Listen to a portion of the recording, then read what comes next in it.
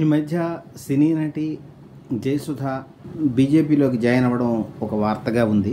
ఆవిడ ఒక సహజ నటి, బాలచంద్రల సినిమాలు లాంటి దాంట్లో నటించారు. చలం లాంటి రచయిత యొక్క ప్రభావంతో బాలచంద్ర తీసినటువంటి ఒక సినిమాలో ఆమె చాలా మంచి పాత్రలో నటించారు. ఇటువంటి నటి నాడు బీజేపీలో జాయిన్ అయ్యారు. అయితే ఇంకోటి ఏంటంటే విషయం వార్త, ఈ సహజ నటి జయసుధ గారు బీజేపీలో చేరడం పట్ల కొంతమంది కొన్ని అభ్యంతరాలు వ్యక్తం చేశారు. అదేమిటంటే, ఇప్పుడు క్రైస్తవుల మీద దాడులు జరుగుతున్నాయి ఈశాన్య రాష్ట్రమైనటువంటి మణిపూర్లో. ఈ సమయంలో ఆమె దాంట్లో జాయిన్ అయ్యారు. అయితే ఆ జాయిన్ అవ్వడమే కాకుండా క్రైస్తవులకి రక్షణ, లేకపోతే క్రైస్తవుల మేలు జరిగేలా చూస్తాను అని ఆవిడ అన్నారు. ఆవిడ హిందువులకు మేలు చేస్తానని బీజేపీలోకి వెళ్తానని లేదు. ఆవిడ క్రిస్టియన్గా మారారు, కన్వర్టెడ్. క్రిస్టియన్ల యొక్క మేలు కోసం తాను కృషి చేస్తానని కూడా ఆవిడ అన్నారు. అయితే బీజేపీ ఇలాగా సినిమా వాళ్ళని చేర్చుకోవడం అనేది ఇదేమి కొత్త కాదు.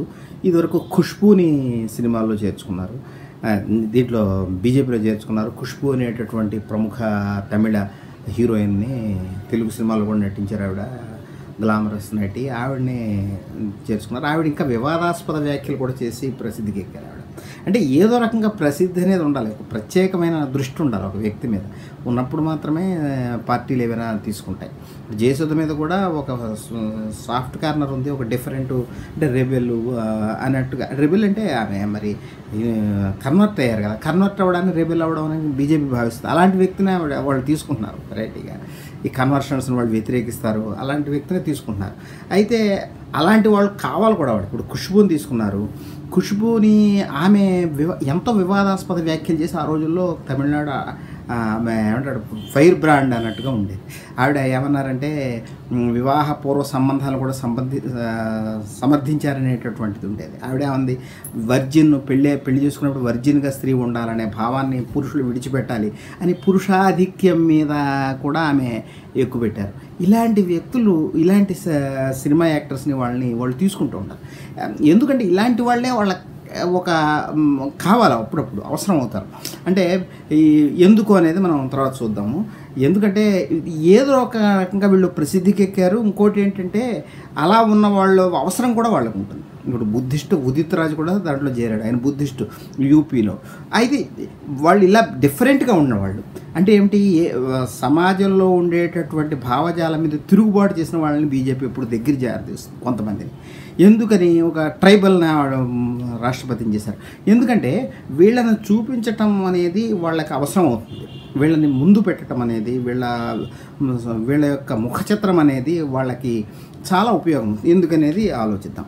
అయితే సినిమా వాళ్ళు లేకపోతే సెలబ్రిటీల అవసరం ఎవరికైనా ఉంటుంది. అంటే సెలబ్రిటీలు వేరు, మేధావులు వేరు. మేధావులు ఎంత గొప్ప విషయాలు చెప్పినా కూడా వాళ్ళ ముఖానికి పెద్ద ప్రాధాన్యత ఉంటుంది. కానీ ఆధునిక కాలంలో ముఖం తమ ఫేస్ వాల్యూకి చాలా ప్రాధాన్యత వచ్చింది. అంటే ముఖానికి, లేకపోతే షో బిజినెస్ అయింది ఆధునికత. ఎందుకనేది ఆలోచిద్దాం. మనిషి కనబడడం చాలా ముఖ్యం. వార్తలు చెప్పడం కంటే కూడా వార్తలు చెప్పేవాడు అందంగా ఉండడం, అమ్మాయి అందంగా ఉండడం కూడా ముఖ్యం. ఇది అలాగే ఒక పార్టీకి కొన్ని అంటే చూడదగిన ముఖాలు కావాలి. వాళ్ళు అంటే రెబెల్గాను మరో రకంగాను పేరు వచ్చినట్లయితే మరీ మంచిది. అలాంటి వాళ్ళని వాళ్ళు తీసుకుంటారు కూడా. తీసుకుని వాళ్ళని తమ పార్టీలో చేర్చుకుని వాళ్ళని ముందుకు ప్రదర్శించడానికి వాళ్ళకి అవసరం వస్తుంది, అవసరం కూడా ఉంటుంది. ఇప్పుడు క్రిస్టియానిటీ దాడులు జరుగుతున్న సమయంలో క్రిస్టియానిటీకి నేను రక్షణ కల్పిస్తాను బీజేపీలో చేరి, బీజేపీ వేదికగా నేను రక్షణ కల్పిస్తానని ఒక స్త్రీ అనటం అనేది, ఆమె మామూలు ఆమె కాదు. ఆమె ఒక సినిమా యాక్టర్గా చాలా సుప్రసిద్ధురాలు. పైగా ఆమె క్రిస్టియనిటీలోకి వెళ్ళిన వ్యక్తి, క్రైస్తవంలోకి అడుగుపెట్టినటువంటి వ్యక్తి. అందుకని అటువంటి వ్యక్తే ఇలాంటి హామీ ఇవ్వటం అనేది ఒక రకంగా జరుగుతున్నటువంటి వాటికి తగ్గించడానికి, దాని యొక్క తీవ్రతని ప్రజల్లో లేకుండా చేయడానికి ఉపయోగిస్తుంది అని అనుకోవచ్చు. ఇంకా ఏం కారణాలనేది ఆలోచిద్దాం. అయితే ఈ మధ్య మరొక విషయం కూడా, ఒక విమర్శ వచ్చింది. నరేష్ నున్నా అని ఒక ప్రముఖ జర్నలిస్టు, ఆయన ఆంధ్రజ్యోతిలో మొన్న వరకు పనిచేశారు. అంతకుముందు అదే ఆంధ్రప్రదేశ్ అనే ప్రభుత్వ పత్రికలో చిరకాలం పనిచేశారు. సండే ఇండియన్ అనే పత్రికలో పనిచేశారు. ఆయన సుదీర్ఘకాల అనుభవం ఉంది. హిందూలో పనిచేశారు. ఆయన ఇలాగా ఆంగ్ల పత్రికలోనూ తెలుగు పత్రికలోనూ కూడా పనిచేసినటువంటి వ్యక్తి, మేధావి, ప్రాచీన సాహిత్యం ఆధునిక సాహిత్యంలో కూడా మంచి పరిచయం ఉన్న వ్యక్తి. ఆయన ఈ పోస్టులన్నీ ఫేస్బుక్లో కానీ ఎక్కడైనా చూస్తే ఆయన పాండిత్యం అంతా కనపడుతుంది. అటువంటి వ్యక్తి రచయిత, కవి.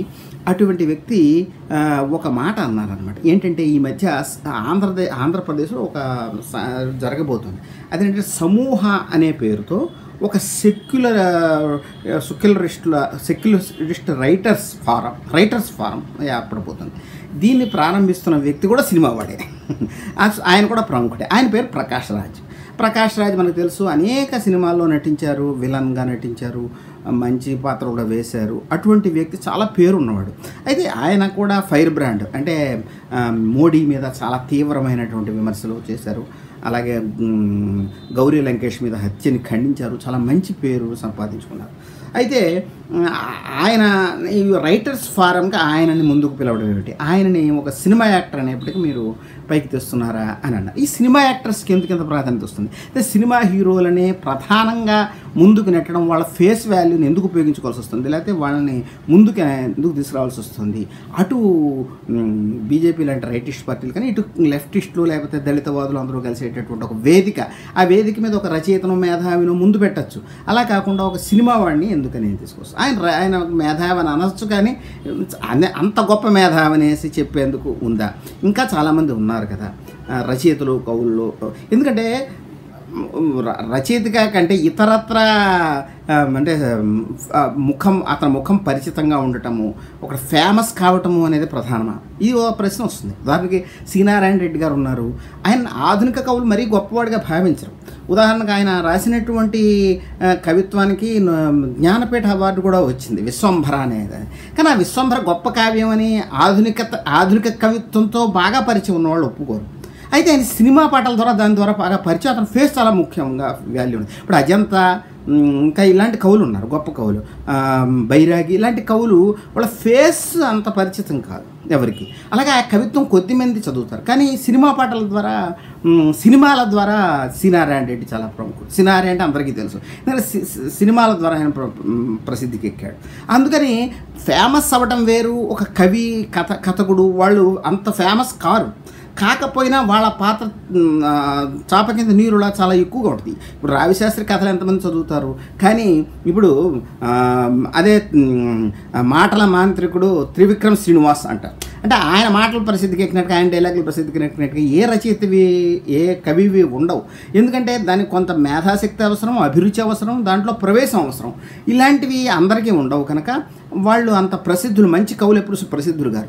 అందుకనే తమ్మినేని యతికుల భూషణ్ అని ఆయన సి.నారాయణ రెడ్డి గారికి జ్ఞానపీఠ అవార్డు రావడం తెలుగు దేశానికి, తెలుగు సాహిత్యానికి ఒక అవమానం అన్నట్టుగా రాశాడు. అలా ఎందుకు రాశాడంటే, మన సి.నారాయణ రెడ్డి గొప్పవాడు కదా, సినిమా పాటల ద్వారా ఎంత ప్రసిద్ధుడైనా. సో ఏ అజంతాకో ఇచ్చారనుకోండి, అజంతా ఎంతమందికి తెలుసు తెలుగు ప్రజలకి. సినిమా అందులో తెలుగులో సినిమా తప్ప మరేదీ లేదు. అందులోనూ ప్రత్యామ్నాయ సినిమా లేదు. ఇప్పుడు కన్నడలో అయితే ప్రత్యామ్నాయ సినిమా ఉంది. అక్కడ గిరీష్ కాసరవల్లి అలాంటి గొప్ప గొప్ప సినిమాలు తీశారు. అవి అవార్డులు వచ్చాయి. అవి ప్రముఖంగా పేరు వచ్చినా రాకపోయినా, అంటే ఇంత మన బాహుబలి సినిమాల్లో పేరు రాకపోవచ్చు, కానీ అవి ఇప్పటికీ కూడా ఒక సెల్యులాయిడ్ మీద రాసిన కావ్యాల్లాగా ఉన్నాయని అందరూ అంటారు. అటువంటి ఇది వేరే రాష్ట్రాల్లో ఉంది. అలాగే ఒక సాహిత్యానికి సంబంధించినటువంటి వార్త ప్రచురిస్తే కన్నడలో ఈ సాహిత్యానికి సంబంధించిన కూడా స్థానం ఇస్తారనమాట పత్రికల్లో. నేను ఒకసారి సాహిత్య మేళాని 2017లో జరిగినటువంటి సభలో ధార్వాడలోకి వెళ్తే, నేను ఒక చిన్న తెలుగు కవి అయినప్పటికీ ఒక కవి అనే ఉద్దేశంతో వాళ్ళు ప్రత్యేకంగా నా ఫోటో వేసి ప్రత్యేకంగా ఆ వార్తను ప్రముఖంగా ప్రచురించారు. అటువంటిది అక్కడ ఉంటుంది. కానీ ఇక్కడ సినిమాలే ప్రధానం. మన సినిమా వాడు మెచ్చుకుంటే చాలు మన్నాను ఉంటుంది. అప్సరని ఆయన సారంగానే పత్రిక నడుపుతారు. ఆయన అమెరికాలో ఒక ప్రొఫెసరు. ఆయన కూడా త్రివిక్రమ్ శ్రీనివాస్ నన్ను మెచ్చుకున్నాడని పదే సోషల్ మీడియాలో రాసుకున్నారు. ఎందుకంటే సినిమా వాడు మెచ్చుకోకపోతే తెలుగు వాడు చచ్చిపోవాలి, తెలుగు అయినా కదా కవి. అందుకని ఈ ఫేస్ వాల్యూ అనేది మనకి, లేకపోతే ఈ షో బిజినెస్ అనేది మన తెలుగులో చాలా ఎక్కువ. ఎందుకంటే సినిమా తప్ప మరేది బతికి లేకపోవడం కారణం కావచ్చు. అలా ఎందుకైంది? మనం కమ్యూనిస్టు ఉద్యమాలు ఉన్నాయి, సినిమా ఎందుకు మిగిలింది? అందులో ఫక్త్ కమర్షియల్ సినిమా మిగిలింది మనకి. అటువంటి మంచి రకరకాల సినిమాలు తమిళంలో వస్తున్నాయి, కన్నడలో వస్తున్నాయి, మలయాళంలో వస్తున్నాయి, అవి పాత్ బ్రేకింగ్గా ఉన్నాయి. అలాంటిది ఏమి ఉండదు. మనకి బాహుబలి ఇలాగా కొంత కమర్షియల్ హిట్లో మనమే ముఖ్యం. అందుకని చివరికి సినిమా తప్ప ఏది మిగిలిపోవడం వల్ల మనం ప్రోగ్రెసివ్ అయినా ఇంకోటైనా సినిమా వాళ్ళనే ముందు పెట్టుకోవాల్సిన పరిస్థితి ఆంధ్రాలో ఉందా? ఈ క్వశ్చన్ని కొంతమంది పైకెత్తున నరేష్ నున్న ఒక్కరే నాకు తెలుసుండి ప్రధానంగా దాన్ని క్వశ్చన్ చేస్తారు. అయితే దీన్ని అసలు ఇలాగా సినిమా వాళ్ళు లేకపోతే ప్రముఖులు లేకపోతే ఏదో రకంగా ఇప్పుడు సంస్కృతంలో ఒక మాట ఉంది, ఘటం భింజాత్ పటం చింజాత్ అని ఏనకేనాప్యుపాయేనా, ఏదో రకంగా పేరు తెచ్చుకోవాలి. కొండ పగలగొట్టు, బట్టలు చించుకో రోడ్డు మీదకి వెళ్ళి ఏదో రకంగా నువ్వు పేరు తెచ్చుకోవాలి, నీ ముఖం అందరికీ పరిచయం కావాలి. అందుకే మీకు ఈనాడు ప్రముఖులన్న పేరు వస్తున్న వాళ్ళు టిక్ టాక్లోనూ అక్కడ సరదా పనులు చేసేవాళ్ళు, చిలిపి పనులు చేసేవాళ్ళు, బూతులు మాట్లాడిన వాళ్ళు కూడా పేరు వస్తుంది. పేరు రావాలి ముందు. పేరు అంటే నీ ఫేస్ తెలియాలి. కవిత్వం రాయడం, మంచి కవిత్వం రాస్తే నెమ్మదిగా కొంత దాని ప్రభావాలు చాప కింద నీరులో ఉంటాయి. ఆ చాప కింద నీరులో ఉండకూడదు, డైరెక్ట్గా ఉండాలి, ఫేస్ కనపడాలి, నీ ముఖం పరిచితం కావాలి ప్రపంచానికి. ఇది చాలా ముఖ్యం. ఇది సినిమా వాళ్ళ పరిచయం అయినట్టుగా ఎవరికి పరిచయం కాదు. కనుక సినిమా వాళ్ళు మెచ్చుకుంటే, నన్ను మహేష్ బాబు మెచ్చుకుంటే నేను చాలా గొప్పవాడిని అని అనుకుంటా. అది తప్పదేమో. ఇలా ఎందుకు జరుగుతుంది? ఇది మొత్తంగా ఆధునికతలో వచ్చిన మార్పు అని కొంతమంది అమెరికన్ మేధావులు చెప్తారు. ముఖ్యంగా నీల్ పోస్ట్మాన్ అనే ఆయన టెక్నోక్రసీ మీద, ఈ టెక్నాలజీలో వచ్చిన మార్పుల మీద మంచి పుస్తకాలు రాశాడు. ఆయన ఏమంటాడంటే, ప్రతి టెక్నాలజీ మారడంతో పాటు మన భావజాలం, మన దృష్టికోణం, మనం ప్రపంచాన్ని చూసే దృక్పథం కూడా మారిపోతుంది. ఇప్పుడు కూడా అలా మారిపోయింది. మనం ఎందుకంటే ఇప్పుడు టీవీలు దగ్గర నుంచి ఇంకా అది అయిపోయి ఫోన్లు, సెల్ ఫోన్లోకి వచ్చేసాం. ఇప్పుడు దృశ్యం అనేదే మనకు ప్రధానం. అంటే కనబడడం ప్రధానం, అందంగా కనపడడం ప్రధానం, చూడముచ్చటగా ఉండటం, లేకపోతే చూడడానికి విసుగొచ్చినా మంచిదే, అంటే గుర్తుంచుకోవడానికి మనకు దృశ్యం అనేదే ప్రధానం. అందుకని ప్రతి వ్యక్తి గుర్తుపడాలంటే దృశ్యంగా మారాల్సిన అవసరం ఉంది. అందుకని ఈ దృశ్యానికి అంత ప్రాధాన్యత రావడంతో సినిమా వాళ్ళకి ప్రాధాన్యత వచ్చింది. నేను మంచి కవిని కావచ్చు, కానీ నన్ను త్రివిక్రమ శ్రీనివాసు, మహేష్ బాబు, మరొక మంచి ఇప్పుడు లోక్ సత్యనారాయణ, జయప్రకాష్ నారాయణ ఒకసారి ఈ ప్రజాస్వామ్యం గురించి చెప్పడానికి, లేకపోతే ఓటు హక్కు గురించి చెప్పడానికి ఎవరిని నాగార్జున అని పిలిచాడు, హీరో నాగార్జున. ఇది హీరో నాగార్జున అందరికీ తెలుస్తాడు, అందువల్ల ఆయన తీసాను అన్నాడు. అందుకని ఇప్పుడు ప్రకాష్ రాజు గారిని అట్లా తీసుకురావడం అటువంటిదే అని నరేష్ నున్న అంటారు. కానీ ఆయన ప్రకాష్ రాజు గారు కొంత విప్లవాత్మక దృష్టి కలిగిన వారు, అది వేరే సంగతి, అది కూడా మనం చెప్పుకోవచ్చు. కానీ ఒక దృష్టికోణంలో వచ్చిన మార్పుని ఇక్కడ మనం జయసుధ లాంటి వాళ్ళు ఎందుకు తీసుకుంటున్నారు బీజేపీ వాళ్ళు అనే దాంట్లో కూడా మనం ఆలోచించాల్సిన అవసరం ఉంది. అందుకని మనం కనబడడం లేకపోతే దృశ్యానికి చాలా ప్రాధాన్యత వచ్చింది. వార్తల కంటే వార్తలు చదివేవాడు మంచి మేకప్ చేసుకుని రావడం ముఖ్యం. రాజకీయ నాయకుడు మంచి మేకప్ చేసుకుని రకరకాల దుస్తులు, మనం మోడీని చూస్తున్నాం, ట్రంప్ను అంత క్రితం చూసాం, దృశ్యంగా కనబడడం, నీ ఛాతీ, నా విశాలమైన ఛాతీ అనేది ఏమిటి అనిపిస్తుంది, కానీ అవి దృష్టిని ఆకర్షిస్తాయి. దృష్టిని ఆకర్షించడం అనేది నువ్వు చెప్పేదానికంటే కూడా ప్రధానం. ఇది మనకి టెక్నాలజీలో వచ్చినటువంటి చేంజ్. మనము ఇంటర్నెట్లో కానీ లేకపోతే ఫోన్లు కానీ దేంట్లో నుండి సరే దృశ్యం ప్రధానం. దీంట్లో దృశ్యం ప్రధానం. ఈ దృశ్యం ప్రధాన కాలంలోకి వచ్చేసాక మనం ఇంకా పాతకాలంలాగా ఉండటం కుదరదు. కనుక ఇప్పుడు సినిమా వాళ్ళని బీజేపీ వాళ్ళు తీసుకోవడంలో ఒక లాజిక్ ఉందని చెప్పచ్చు. ఇప్పుడు ఉదాహరణకి నీల్ పోస్ట్మాన్ అనే అమెరికన్ మేధావి చెప్పింది ఏంటంటే, మనిషి మాట నుంచి రాతలోకి వచ్చాడు, రాత నుంచి ప్రింటింగ్ ప్రెస్ వచ్చింది, ప్రింటింగ్ ప్రెస్ తర్వాత టీవీ వచ్చింది, టీవీ తర్వాత ఇంక ఇంటర్నెట్, కంప్యూటర్లు ఇవన్నీ వచ్చేసాయి. ఈ మార్పు దృష్టికోణంలో కూడా ఈ టెక్నాలజీలో వచ్చిన మార్పు తీసుకొచ్చింది అని అంటాడు. ఉదాహరణకి మనం మాట్లాడుతున్నప్పుడు మాట మాత్రం ఉన్న రోజుల్లో డైరెక్ట్ ఇంటరాక్షన్ ఉంటుంది. అంటే ఇద్దరం మనం మాట్లాడుకుంటాం, సందర్భం తెలుస్తుంది, ఎదరవాడు ఏం మాట్లాడుతున్నాడో నేను దానికి సంబంధంగా మాట్లాడుతూ ఉంటాను, ఇద్దరం కలిసి మనం మాట్లాడుకోవడం జరుగుతుంది. ఒక పుస్తకమైనా సరే గురువు బోధిస్తూ ఉంటాడు, శిష్యుడు వింటాడు, ఆ పుస్తకం యొక్క దృష్టి కూడా వేరేగా ఉంటుంది ప్రింటింగ్ ప్రెస్ లేనప్పుడు. తర్వాత ఏమొచ్చింది, రాత వచ్చిన తర్వాత ఏమైంది, అప్పుడు పుస్తకం లేదు, మాటలు ఉన్నప్పుడు డైరెక్ట్ ఇంటరాక్షన్ ఉండేది. అలాగే బాడీ లాంగ్వేజ్ కూడా ఉంటుంది, ఇది కూడా దానికి సప్లిమెంట్గా ఉంటుంది. అన్ని బాడీ లాంగ్వేజ్ కూడా చాలా విషయాలు చెప్తుంది. కానీ ఇవేమీ లేనటువంటిది రాత వచ్చిన తర్వాత మిస్టికల్, ఒకటి రాసి ఎక్కడైనా పడేస్తే అది పేరు ఎవరికి తెలియదు, ఎవడైనా రాసి ఉండొచ్చు. అది ఆకాశనామాన్ని ఉత్తరాలని ఎవరికి తెలియదు. అందుకని అదొక మిస్టికల్, అది ఏమిటి ఒక దెయ్యంలాగా కనబడింది. ఎవరో వ్యక్తి మాట్లాడాడు ఏమిటో తెలియదు. రాత దగ్గర ప్రింటింగ్ ప్రెస్ వచ్చిన తర్వాత అమెరికాలో మొట్టమొదటి ప్రెసిడెంట్ కానీ వాళ్ళు అబ్రహాం లింకన్ లాంటి వాళ్ళు ఒక హేతుబద్ధమైన ఉపన్యాసాలు వచ్చాయి. ఇప్పుడు నెహ్రూ కూడా చాలా హేతుబద్ధమైన, అప్పట్లో మేధావులు ఉండేవారు. ఎందుకు ఉండేవారంటే ప్రింటింగ్ ప్రెస్ అనేది నువ్వు స్పాంటేనియస్గా మాట్లాడడానికని, నువ్వు ఒంటరిగా కూర్చొని రాసుకున్నప్పుడు కూడా నువ్వు కొంత స్పాంటేనిటీ ఉంటుంది, మాట్లాడినప్పుడు స్పాంటేనిటీ ఉంటుంది. ఈ స్పాంటేనియస్టీ పోయి ఒక హేతుబద్ధమైన కూర్పుతో మాట్లాడడం అనేది తీసుకొచ్చింది. నువ్వు ప్రెస్లోకి వస్తుంది, నువ్వు ఏది మాట్లాడినా ప్రెస్లోకి వెళ్తుంది, అంటే ప్రింటింగ్ ప్రెస్లోకి వెళ్తుంది. అందుకని చాలా జాగ్రత్తగా ఒళ్ళు దగ్గరికి మాట్లాడాలి, ఒక క్రమం ఉండాలి నువ్వు మాట్లాడేదానికి. దీని నుంచి గొప్ప మేధావులు పుట్టుకొచ్చారు. ఎందుకని ఆ క్రమబద్ధమైన హేతుబద్ధమైన ఒక కూర్పుగా నీ మాటలు ఉంటేనే ప్రెస్ నిన్ను గౌరవిస్తుంది. ప్రెస్ ఉన్న కాలంలో, బలంగా ఉన్న కాలంలో పత్రికలు అవన్నీ. తర్వాత ఏమొచ్చింది, టీవీ వచ్చింది, ఇప్పుడు ఇంటర్నెట్ వచ్చేసింది, షో బిజినెస్ మొదలైంది. నువ్వు ఏం మాట్లాడుతున్నావు అన్నదంటే నీ హావభావాలు ముఖ్యం. అలాగే నువ్వు మాట్లాడేది సెన్సేషనల్గా ఉండొచ్చు, ఆకట్టు కూడా ముఖ్యం. మనం వ్యూయర్స్ అంటున్నాం, ఇప్పుడు ఎక్కువ మంది వ్యూయర్స్ ఉండాలి అనే ఉద్దేశంతో మనకి యూట్యూబ్ ఛానల్స్లో కానీ దొంగలంచా కూడా కానీ హెడ్డింగ్ పెడతాడు, ఏంట్రా ఇలా పెట్టాడు అనుకుంటాం. అలా పెడితేనే జనాలు ఆకర్షిస్తారు. అందుకని జనాల్ని నువ్వు ఏదే రకంగానైనా సరే, నీ బట్టలు చించుకుంటావో ఏం చేస్తావో ఏదో రకంగా జనాలని దృశ్యం వైపు నీ వైపు తిప్పుకోవడం, నీ మాటలు వినేలా చేసుకోవడం, నీ ముఖం చూసేలా చేసుకోవడం, ఇది చాలా ముఖ్యం. ఈ కాలం వచ్చేసాక సినిమా యాక్టర్స్కి వాళ్ళకి చాలా ఇంపార్టెన్స్ వస్తుంది. అందుకని ఒక సినిమా యాక్టరు ఒక పొలిటికల్ పార్టీలోకి వచ్చినప్పుడు వాడు, అందులోనూ అతను కొంత డిఫరెంట్గా ఉన్నవాళ్ళు, అంటే ఇప్పుడు ఖుష్బూ చూడండి, ప్రీ మ్యారిటల్ సెక్స్కు సంబంధించింది, అంటే అందరికీ అదే పెళ్లి తర్వాత ఆమె సంప్రదాయబద్ధంగా మాట్లాడి ఎవడు పట్టించుకుంటాడు, ఆమె ప్రీ మ్యారిటల్ సెక్స్ మంచిదే అని అలాంటి వ్యక్తి బీజేపీలోకి వచ్చింది అనుకోండి, వాళ్ళకి ఆమె ముఖం అంటే హీరోయిన్గా పరిచితమే, ఒక రెబెల్గా, ఒక ఫైర్ బ్రాండ్గా ఉండటం అనేది అందరికీ ఇంకా ఆకర్షణీయంగా ఉంటుంది. అటువంటి వ్యక్తులు.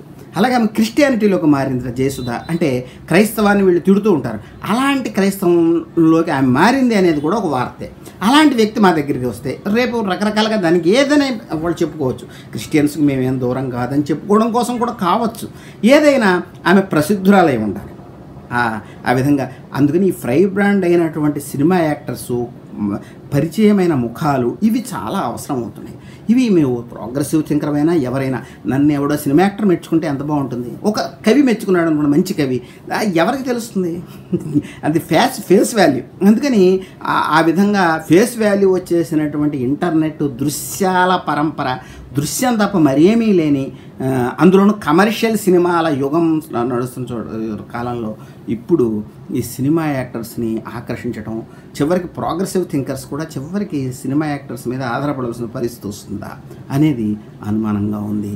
అందుకని సినిమాలు, రాజకీయాలకి ఈ సినిమా గ్లామర్ని అద్దే అవకాశం ఉంది. అంటే సినిమా కూడా సినిమాలో గ్లామర్ ఫీల్డ్ అంటారు, రాజకీయాలు కూడా గ్లామర్ ఫీల్డే. ఎందుకంటే మనము దృశ్య మాధ్యమంలోకి వచ్చేసాము, ఆకర్షణీయంగా ఉండటము, ఆకర్షణీయంగా మాట్లాడడం. ఆకర్షణీయం అంటే ఏదైనా కావచ్చు, నా ఛాతీ చూపించవచ్చు, నేను చాలా బలవంతుడని చెప్పుకోవచ్చు, ఏదైనా. ఈ ఆకర్షణీయత అనేది నీ ముఖం కనపడడం అనేది తెర, అంటే హీరోలు తెర మీద కనపడేవాళ్ళే, రాజకీయ నాయకులు తెర మీద కనపడేవాళ్ళు. కనుక తెర అనేది లేకపోతే దృశ్యం అనేది ఇద్దరికీ అవసరమే. సినిమాలు, రాజకీయాలు, ప్రోగ్రెస్ అన్నీ కూడా గ్లామర్ ఫీల్డ్గానే మారిపోతాయి, చివరికి గ్లామర్ ఫీల్డ్గానే మిగులుతాయి, దృశ్యాలుగా మిగులుతాయి, అన్నీ షో బిజినెస్గా మిగులుతాయి. తప్పని పరిస్థితి ఏమో అది అనిపిస్తుంది.